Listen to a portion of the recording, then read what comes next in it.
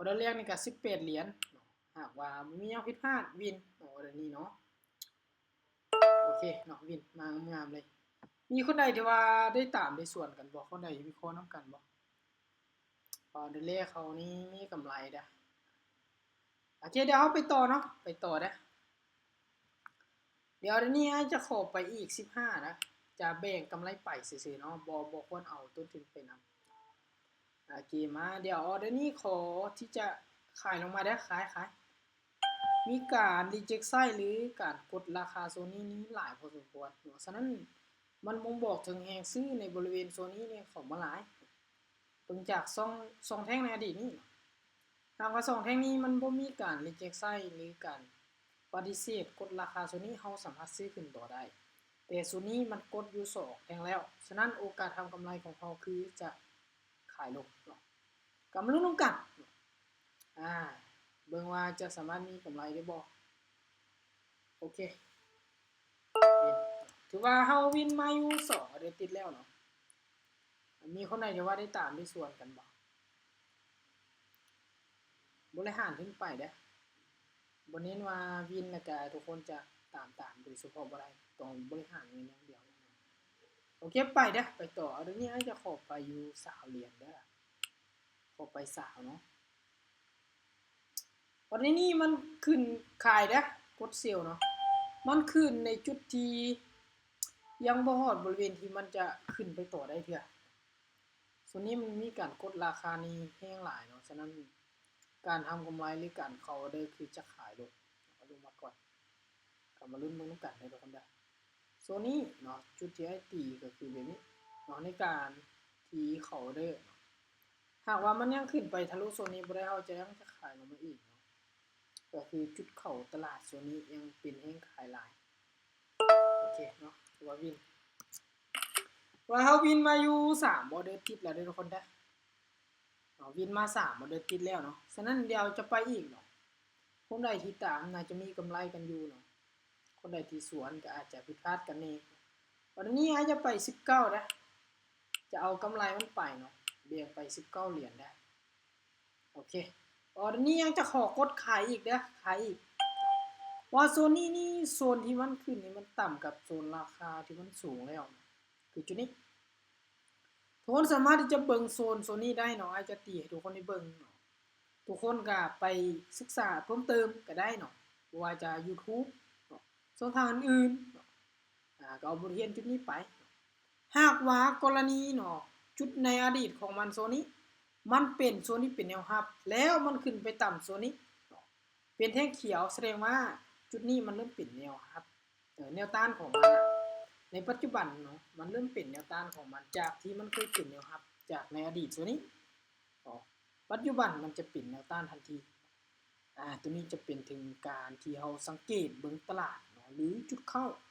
เดี๋ยวนี้ไป17เด้อทุกคนเด้อไป17เหรียญเด้อเอาเดี๋ยวนี้นะว่ามันยังไปทะลุโซนนี้เนาะโอเคเอาเดี๋ยวนี้เราจะซื้อเด้อเราจะซื้อขึ้นโอ้มันขึ้นไปช่วงท้าย V3 โอ้เดี๋ยวนี้เสี่ยงที่มันจะกดราคาลงมาเป็นแดงเด้อเพราะเมื่อกี้นี้ตอนกดซื้อห่างว่ามันอยู่ในระดับโซนราคา7026นี้โอกาสที่มันจะขึ้นไปต่อโซนนี้สูงแต่พัดเฮาออกว่าเด้อไป 1V มันพยายามผลักดันราคาหาอยู่7031ถือว่าเป็นราคาที่สูงพอสมควรก็มาลุ้นนำกันเบิ่งว่ามันจะดีขึ้นไปเฮาได้บ่เนาะโซนนี้ก็ถือว่าแพงซื้อเนี่ยกดราคาอยู่ลุ้นนำกันออกจากออเดอร์จ้ะอุ้ยเนาะพลาดซ้ำเฮาออกไปที1 2 3 4 5ออเดอร์เนาะพลาดเดี๋ยวเดียวเนาะวินมา4ออเดอร์ติดแล้วเนาะมาเดี๋ยวไปต่อได้ออเดอร์นี้อ้ายแบ่งไปอยู่ที่20เหรียญได้ไป20เหรียญเนาะลุ้นเบิ่งออเดอร์ที่6นำกันเนาะโซนนี้ฮะว่ามันยังพยายามอยู่โอเคกดขายเด้อขายลงมาต่อเนาะขายลงมาได้ทุกคนเด้อได้โซนได้เนาะโซนนี้ถือว่าเป็นโซนที่ราคาอยู่ในจุดที่สูงละเบิ่งจากจุดนี้เนาะแต่ว่าสูงละฉะนั้นโอกาสที่มันจะลงเป็นแดงนี่ก็ค่อนข้างว่าจะ สูงก่อนเป็นเขียวเนาะฉะนั้นเอาเดี๋ยวนี้อ้ายเลยพาทุกคนนี้วิเคราะห์ฝั่งขายก่อนมีคนใดที่ว่าวิเคราะห์ตามบ่ วิเคราะห์แตกต่างกันบ่ ตามได้ โอเคเนาะวิเคราะห์ตรงก็คือตามเนาะวิเคราะห์บ่ตรงก็คือสวนถือว่าเฮาวินมาเนาะจากรอบนี้เฮาเทรดออกไปอยู่6ออเดอร์พลาดเพียงออเดอร์เดียวถือว่าวินมา5ออเดอร์เนาะแต่บ่เป็นออเดอร์ติดเด้4ออเดอร์ติดแล้วมาพลาด1แล้วมาวินอีก1ถือว่ามื้อนี้ก็วินเรทสูงพอสมควรเดี๋ยวเราจะไปต่อเด้อวันนี้เราจะไป19เนาะเนี่ยคอขายลงมาต่อเด้อเซลล์เนาะเซลล์ลงมาต่อเบิ่งว่าออกไปบ่โอ้ออกไป19อีหลีเนาะบ่คิดว่าปรับเงินบ่ทันพอเวลามันใกล้เบิดละมาลุ้นเบิ่งโซนนี้โซนนี้เป็นโซนที่ราคามันอยู่ในระดับ50เพราะว่ามันลงมาต่ำกับโซนนี้มันจะมีโอกาสที่มันจะกดราคาขึ้นไปในช่วงท้ายๆได้แต่หากว่ามันบ่กดบ่ได้คือมันจะลงเป็นแดงโซนนี้ได้กลับมาลุ้นเบิ่งนำกัน2 1โอเคถือว่าเขามีกำไรงามเลยมื้อนี้เนาะเฮาเทรดมาอยู่เริ่มออเดอร์นี้2 4 5 6 7ออเดอร์พลาดออเดอร์เดียวบินมา6ออเดอร์ติดเนาะ6ออเดอร์เลยฉะนั้นออเดอร์นี้เดี๋ยวไปอีกเดี๋ยวทุกคนเด้อไปอีก11ดอลเนาะออเดอร์นี้ขอซื้อขึ้นไปเด้อกดซื้อเนาะกดซื้อขึ้นเด้อโซนนี้เป็นโซนที่ราคามันลงมาหาบริเวณที่มันเป็นฐานตามเลย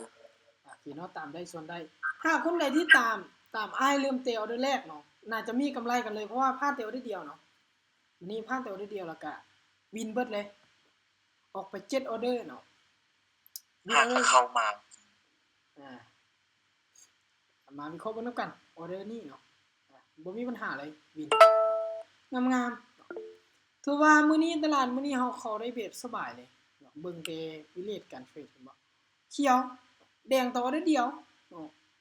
คนใดที่ตามมีกำไรไอ้เสือเลยว่ามีกำไรบ่ว่าพลาดออเดอร์เดียวจะขาดทุนเลยถ้าหากว่าบ่อออินเนาะ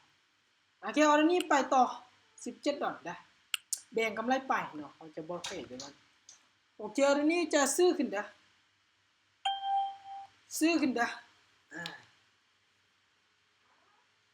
โซนนี้ได้ซื้อขึ้นต่อเนาะเพราะว่าเป็นโซนที่ราคามันพยายามผลักดันที่จะเป็น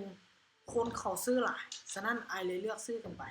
ตามได้โซนได้17ดอลเด้อเอาเดี๋ยวนี้เด้ออาจารย์มื้อนี้ตึงเกินจ้ะแต่ก็มีโอกาสที่มันจะผลักดันราคาลงมาได้โซนนี้เด้อเพราะว่ามันใกล้กับกรอบราคาที่มันก่ายลงมาละมาลุ้นน้ำกันยิงได้บ่2 1โอเคสวยวินมางามๆเลยเนาะจากพอร์ต228จากพอร์ต228ปัจจุบัน340ปลายถือว่ากำไรอยู่100กับ100ปลายเหรียญถือว่ากำไร100ปลายเหรียญเกือบบ่พลาดเลยพลาดแต่ได้เดียวเนาะเอาจะติดเลยเด็กเปิดกองของขวัญถือว่าสุดยอดอีเนาะมาเดี๋ยวมาต่อเนาะเอาได้นี่ซื้อขึ้นเด้อทันบ่โอ้อย่างทันอยู่เนาะหากว่าบ่ทันเอาได้นี่บ่ได้เปิดได้หากว่าบ่วินเนาะก็บ่ได้เปิดคือกันไอ้ก็เกือบบ่ทันเนาะ1วิไอ้นึกกดเนาะมันเสียเด้อเดี๋ยวสุดท้ายมาเบิ่งนำกันเด้อเอาได้นี่เด้อหากว่ามันลงมาใกล้กับโซนนี้มันมีโอกาสที่มันจะกดราคาแต่มันยังใกล้หลายยังใกล้กันหลายฉะนั้นโอกาสเฮามาละ1โอเคเปิดกล้องของขวัญเลยเด้อมื้อนี้เด้อนี่งามเลยได้เปิดกล้องของขวัญอีหลีเนาะออกไปเดี๋ยวอาจจะมาเบิ่งซะเลียว่าเขาออกไปจากออเดอร์เนาะกำไรอยู่ที่170ปลายเหรียญเนาะ1 2 3 4 5ออเดอร์ติด6 7 8 9 10เขาออกไปอยู่10ออเดอร์เนาะพลาดเพียงออเดอร์เดียววินมาเก่าออเดอร์ถือว่ามีกำไรนี้เกิน 100% เลยเกิน 100%เพราะว่าพอร์ตที่เฮาเอามามีแต่200กับ28ที่เฮาเทรดขึ้นมาณปัจจุบันอยู่ที่300กับ53เหรียญถือว่าเกือบจะเข้าอยู่100กับ50เหรียญเลยเกือบ950เหรียญเ แต่ณปัจจุบันกำไร133จากผลการลงทุนที่เราเอามาถือว่าเราใช้ระยะเวลาอยู่13นาทีในการเทรดเนาะถือว่ามีกำไรหลายพอสมควรเนาะทุกคนลองสรุปมาเบิ่งได้ว่าบวกลบกันเท่าไหร่เดี๋ยวอาจจะมารีเซ็ตเบิ่งว่าได้เปิดกล้องของขวัญบ่ถ้าว่าได้เปิดกล้องของขวัญเนี่ยถือว่าโอเคเลยเพราะว่าหยังว่าวินมาหาออเดอร์ติดเขาจะใช้เวลาในการโหลดหากล้องของขวัญนี่ประมาณ1นาทีเดี๋ยวให้เบิ่งก่อนเนาะเบิ่งว่ามันได้ระบบรีเซ็ตประมาณ 2-3 เทื่อเนาะก็ต้องใช้ระยะเวลานิดนึงบ่แม่นว่าจะได้ปุ๊บปั๊บเนาะกล้องของขวัญเนาะทุกคนเนาะทุกคนลองสรุปมาเบิ่งเนาะคนใดที่เข้ามากันบวกลบกันเท่าไหร่ได้ตาม2ไหมโอ้อาจจะบอกก่อนเด้อทุกคนเด้อค่ะคนใดที่อยากเทรดในมีตติ้งเนาะก็คือเข้ามาช่วงที่เห็นมีตติ้งเลยว่าไอ้นี่บางมื้อถ้าว่าเข้าตลาดได้จะใช้ระยะเวลานี่บ่โดน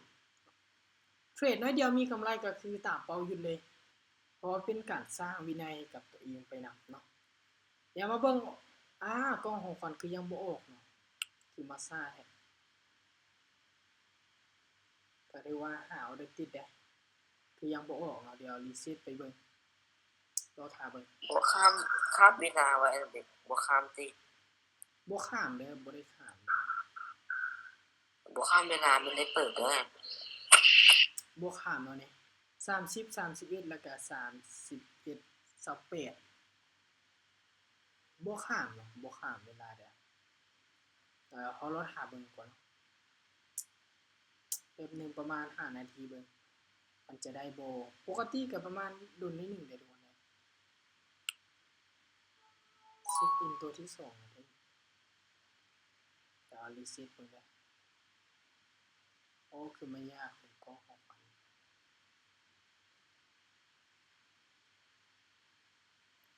ยังบ่ได้เนาะสาหร่ายทุกคนสรุปมาเบิ่งบวกลบกันเท่าใดเนาะบวก5โอเคพอดว่ามื้อนี้นี่ก็ถือว่าเทรดนี่ค่อนข้างว่าจะบ่ผิดพลาดเลย ถ้าเด็กคนที่เข้ามาใหม่ล้างของในออเดอร์บ่เทรดล่ะเด้อเราเป็นมื้ออื่นเด้อถ้าว่าเอาลบกันไปโอกาสที่เฮาเสียสูงตัวนี้เป็นกำไรรวมของเฮา